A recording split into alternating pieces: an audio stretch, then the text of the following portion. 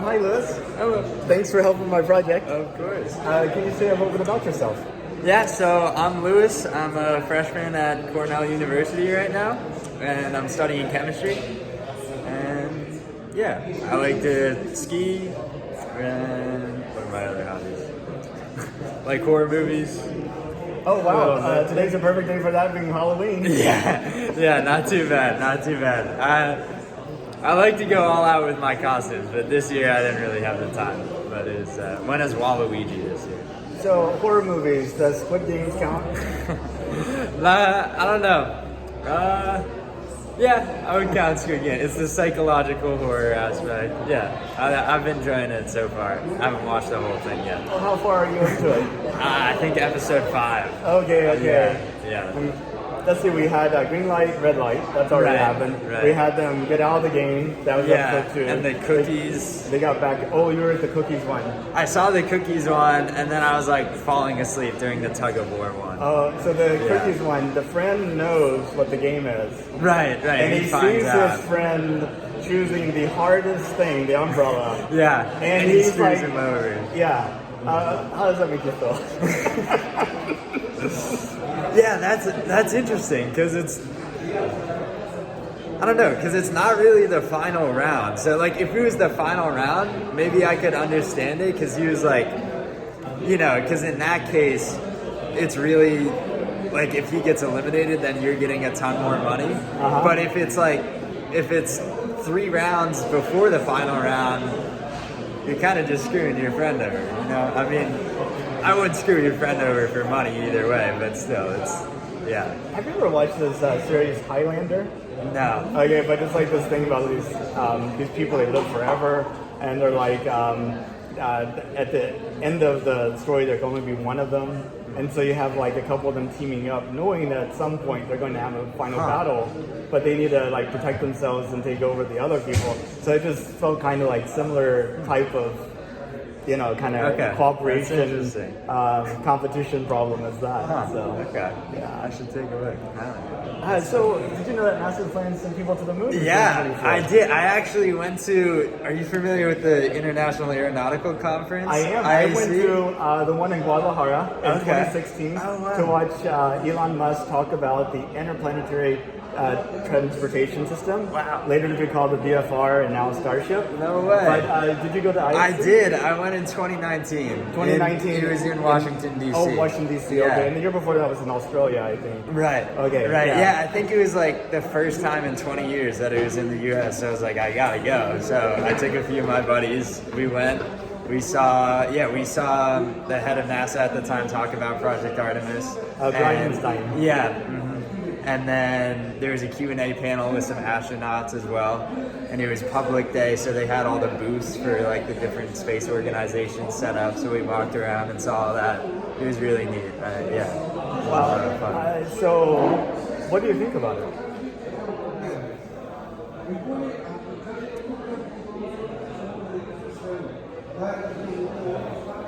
I think it's it could go one of two ways.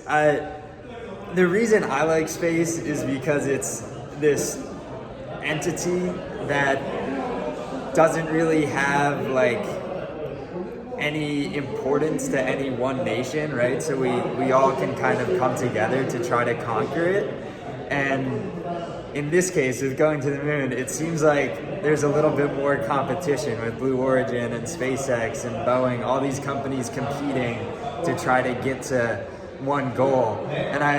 So I'm hoping the space exploration mission doesn't get cut off, because I think that's a really cool thing to see during, the Apollo missions and all that, where it was all these great minds coming together, not caring about, there's a little bit of nationality stuff with the space race, but still you have all these people coming together, like race doesn't really matter, gender doesn't matter. It's like if you're good at your job, then you can get in and make it happen. And so I don't want to see that being lost with space exploration. But on the other side of it, I know that like in my morning jogs, when I do run, which is like seldom right now, but when I do it, I run, at a slower pace than like whenever I go to like or with a friend or with like a contest or Sure. something. Sure. And I was That's just true. wondering how maybe a competition helps to also be motivating. I think is a constructive or destructive competition maybe is the thing. Sure. I think we've been seeing it being very constructive. I think the pace of ingenuity in the space race has picked up since IAC really. Like since I went, there's been great leaps and strides. I mean, the first Space Dragon, the first private capsule to dock to the ISS and all that. That was really neat to see. And I mean, the Falcon boosters landing, the self-landing and stuff like that. Prices have gone down for sure. And so I guess it has been pretty constructive with pushing things forward. You mentioned SpaceX. I mean, they even had the first all like private mission, like private spacecraft, 4 private people going on a private trip. Right. Well, was that SpaceX or was that Bezos? That was SpaceX. Inspiration 4, 3 people, 4 people orbited Earth for 3 days. It's like a fundraiser for St. Jude's. Oh, I didn't hear about it. Yeah, so Derek Isaacman, the CEO of Shift 4 Payments, paid SpaceX for a Crew Dragon flight around the Earth for 3 days. And then he gave 1 seat away to somebody that works at St. Jude's, who was also a childhood cancer survivor. Oh, wow. 1 seat was given away in like a raffle. So you like donate in the month of February, and you're entered into a raffle. And somebody got picked, and he ended up giving it to his friend. Wow. Clearly, make a lot of friends. And the 4th one was through like a contest. Wow. But all non-astronauts, non-government people taking a trip to space. That's really cool. Yeah. That's really cool. And that's cool because you've heard when I was at the IAC with the astronaut panel, they were talking about how their perspective was totally shifted, seeing the Earth from the ISS and stuff like that.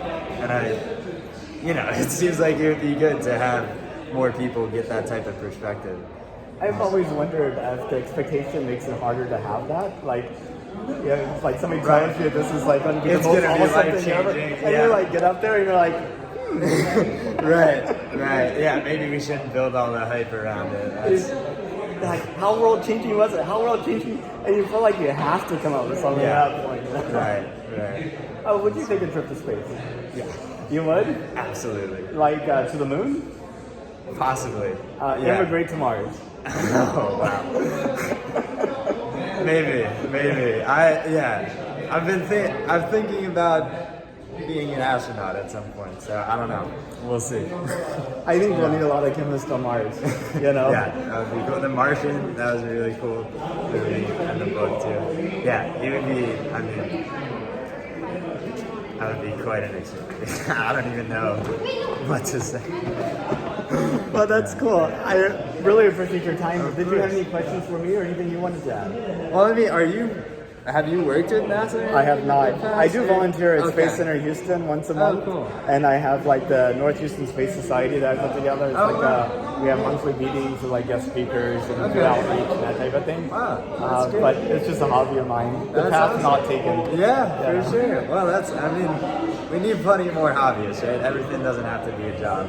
The path not taken yet. Right. Well, thank you so much, though. Of course.